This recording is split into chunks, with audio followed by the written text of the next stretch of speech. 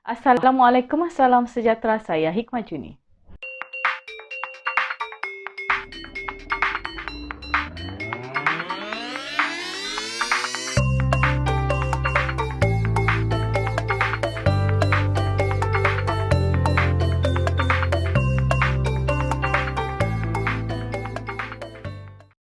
Kita ke laporan mesyuarat kedua penggal pertama Sidang Dewan Undangan Negeri Sabah ke-16. Kerajaan negeri telah membelanjakan sejumlah 154.36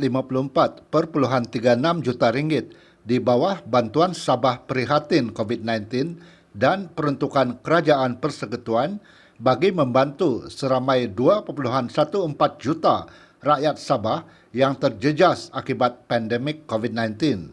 Menteri Kerajaan Tempatan dan Perumahan, Datuk Seri Masidi Manjun berkata, sejak Oktober hingga 19 Disember lalu, sebanyak 140.32 juta ringgit daripada 160 juta ringgit peruntukan di bawah kerajaan negeri telah dibelanjakan. Manakala di bawah peruntukan Kerajaan Persekutuan yang disalurkan melalui Agensi Pengurusan Bencana Negara (NADMA) sebanyak 14.04 juta ringgit daripada 50 juta ringgit peruntukan itu telah dibelanjakan.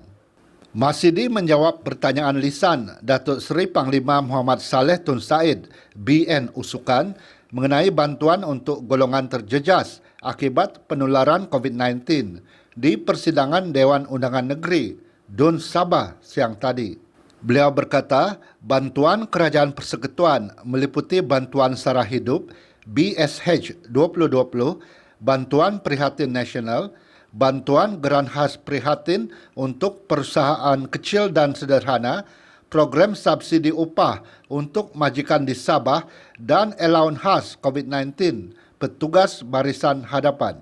Manakala bantuan kerajaan negeri untuk golongan yang terjejas akibat pandemik COVID-19 meliputi bantuan bakul makanan, bantuan kewangan secara one-off RM300, bantuan untuk pelajar Institut Pengajian Tinggi Awam dan Swasta, pengecualian sewa gerai penjajah serta pengecualian bayaran rumah program perumahan rakyat, bantuan kewangan one-off tambahan untuk sektor pelancongan dan veteran Angkatan Tentera Malaysia. Sejumlah 39.62 juta ringgit diperuntukkan kepada Pusat Kawalan Operasi Bencana Daerah di seluruh Sabah. Sehingga kini 301,327 bakul makanan telah diagihkan dengan perbelanjaan 30.16 juta ringgit. Agihan bakul makanan ini telah mencapai 96%. Mengenai bantuan kewangan one-off tambahan RM1,000 kepada usahawan mikro dan cottage Sabah seramai 1,369 usahawan dengan perbelanjaan 1.37 juta ringgit telah menerima bantuan ini.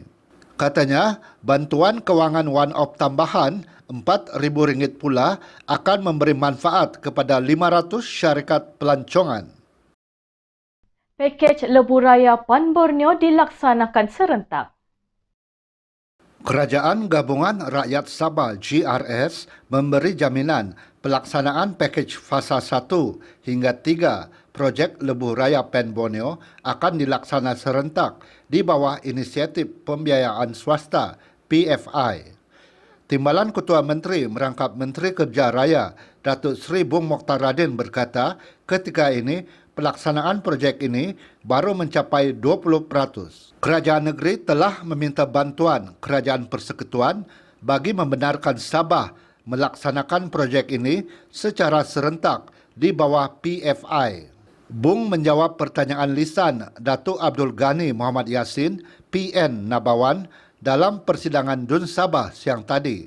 Bung berkata, kerajaan negeri telah mengambil alih pelaksanaan projek Lebuh Raya PAN Borneo Sabah selepas penamatan projek Delivery Partner PDP pada 21 September tahun lalu.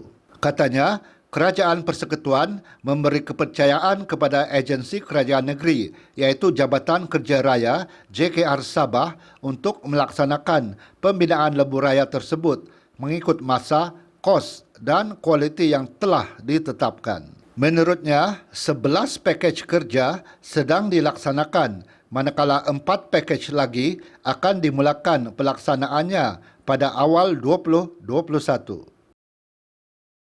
Kerajaan Sabah akan memastikan pembinaan rumah pada masa akan datang dilengkapi dengan kemudahan internet. Menteri Kerajaan Tempatan dan Perumahan Datuk Seri Masidi Manjun berkata, beliau telah mengeluarkan arahan supaya pembinaan rumah yang dilaksanakan Lembaga Pembangunan Perumahan dan Bandar LPPB dilengkapi dengan kemudahan internet. Beliau berkata demikian bagi menjawab soalan tambahan Datuk Daryl Laiking, Warisan Moyog, mengenai adakah kemudahan internet akan dipasang bagi pembinaan semula rumah di negeri ini.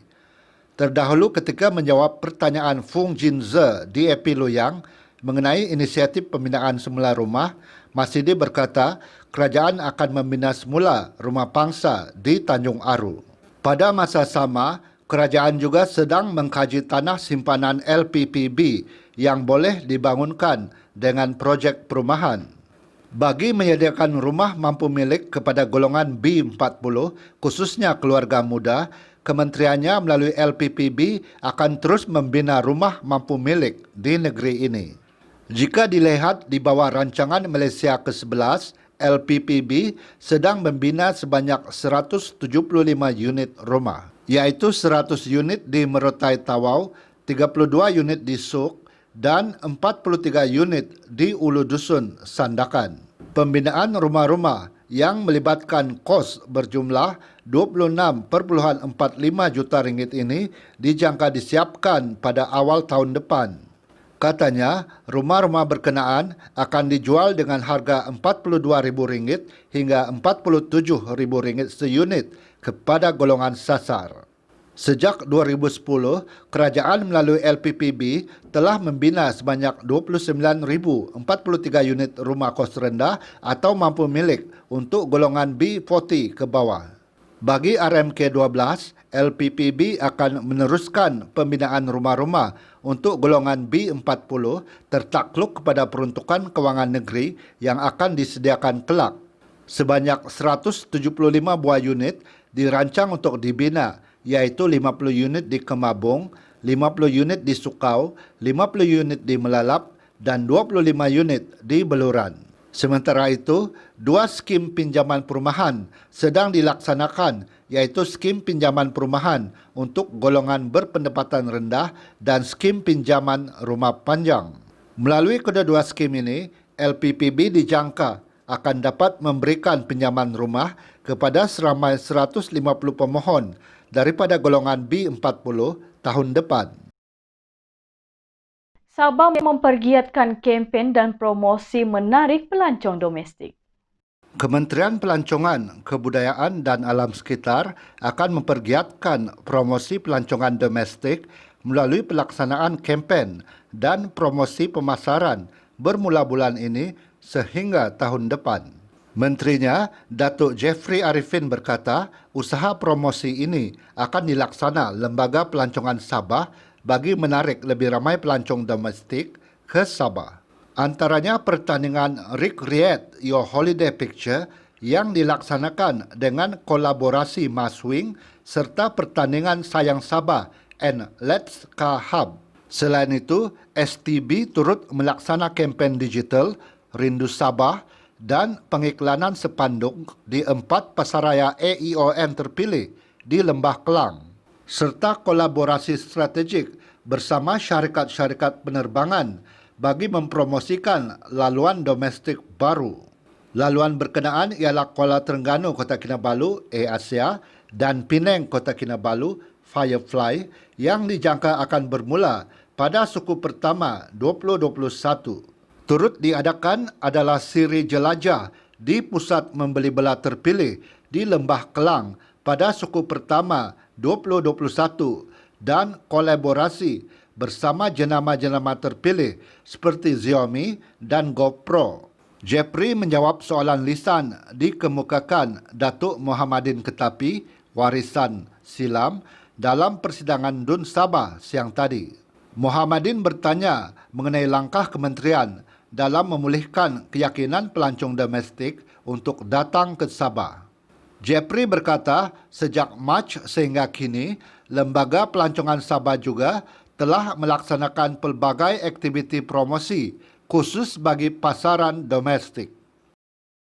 Adun Kedamaian, Datuk Ewan Benedict mencadangkan agar jawatan kuasa khas Dewan Undangan Negeri ditubuhkan bagi membantu kerajaan negeri menuntut dengan lebih baik hak-hak rakyat Sabah dalam Perjanjian Malaysia dan Perlembagaan Persekutuan Malaysia. Beliau berkata, dengan adanya jawatan kuasa tersebut akan memperlihatkan kesatuan semua anggota DUN Sabah sebagai pimpinan negeri pada masa kini. Saya telah menyatakan di Dewan ini semasa membahaskan ucapan dasar kerajaan negeri pada sidang yang lepas bahawa kita boleh menggunakan institusi Dewan Undangan Negeri ini untuk menuntut hak-hak kita seperti mana kita telah mulakan dengan memperkenalkan cukai jualan produk petroleum tersebut. Saya ingin mengulangi cadangan saya tersebut agar kita menubuhkan jawatan kuasa khas Dewan Undangan Negeri bagi membantu kerajaan negeri menuntut dengan lebih baik hak-hak kita di dalam Perjanjian Malaysia dan Perlembagaan Persekutuan Malaysia. Ewan berkata, antara yang boleh dibuat oleh jawatan kuasa tersebut ialah mengembalikan semula perkataan asal Perkara 1/2 Perlembagaan Persekutuan. Dengan adanya jawatan kuasa tersebut, ianya akan memperlihatkan kesatuan kita sebagai pimpinan Sabah pada masa kini. Seterusnya, ahli-ahli Dewan boleh diberi updates mengenai perkembangan tuntutan hak-hak kita yang dibincangkan dengan Kerajaan Persekutuan. Usaha-usaha berkaitan tuntutan semula hak kita tidak perlu dirahsiakan daripada rakyat jelata kerana ini merupakan perjuangan bersama keseluruhan rakyat Sabah. Antara lain juga yang boleh dibuat oleh jawatan kuasa tersebut ialah mengembalikan semula perkataan asal Perkara 1/2 Perlembagaan Persekutuan. Saya cadangkan kita bentangkan usul tersebut di Dewan ini dan wartakan sebagai satu keputusan untuk diangkat oleh ahli-ahli Dewan Rakyat kita di Parlimen. Saya percaya Yang Berhormat daripada Lamag pastinya menyokong pindahan Perlembagaan Persekutuan tersebut untuk mengembalikan semula status taraf Sabah dan sebagai satu wilayah yang membentuk persekutuan ini. Datuk Christina Liu, PKR Api-Api, meletak harapan yang tinggi agar kerajaan GRS akan memberi peruntukan pembangunan sama rata kepada semua wakil rakyat termasuk pembangkang di negeri ini. Beliau berkata, kerajaan Sabah harus mencontohi pendekatan diambil oleh kerajaan negeri Johor demi kesejahteraan rakyat. Katanya, jika dilihat, kerajaan Perak mengagihkan 1.18 juta ringgit di bawah tabung bantuan COVID-19 kepada semua 59 adun secara sama rata iaitu RM20,000 bagi membantu penduduk di kawasan masing-masing. Christina turut menyatakan sokongan bagi Belanjawan Negeri 2021 yang dibentangkan Ketua Menteri Datuk Seri Panglima Haji Nor pada 18 Disember lalu. Menyentuh isu pelancongan, bekas Menteri Pelancongan, Kebudayaan dan Alam Sekitar itu mencadangkan supaya kerajaan mendirikan pusat ujian COVID-19 terbuka di lapangan terbang Tawau bagi para penumpang yang hendak berlepas ke Kuala Lumpur. Katanya, penyediaan pusat ujian itu dapat memberi manfaat kepada pelawat dari Kuala Lumpur yang ingin melakukan perjalanan rehat pendek. Berdasarkan peraturan sekarang, pelawat dari Semenanjung Malaysia, Sarawak dan Labuan yang ingin memasuki Sabah dikehendaki menjalani ujian saringan COVID-19 3 hari sebelum ketibaan atau berlepas dari Sabah. Kita ke perkembangan situasi semasa COVID-19 di Sabah hari ini. Kes positif baru COVID-19 di Sabah meningkat dengan 247 kes dilaporkan hari ini berbanding 196 kes semalam, menjadikan jumlah kumulatif kini 34,725 kes. Menteri Kerajaan Tempatan dan Perumahan Dato' Sri Masidi Manjun berkata, 1 kes kematian dilaporkan di Sabah hari ini, menjadikan jumlah kumulatif kematian di Sabah meningkat kepada 252 kes. Kes kematian itu dilaporkan di Kota Kinabalu.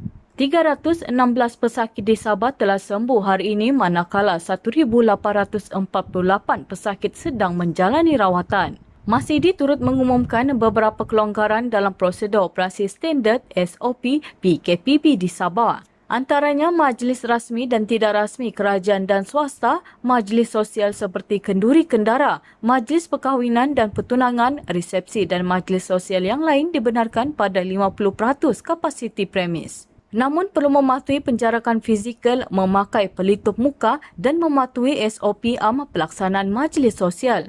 Setakat ini 301,763 bakul makanan telah diagihkan. Sekian berita BTTV malam ini, saya Hikmah Juni, selamat malam.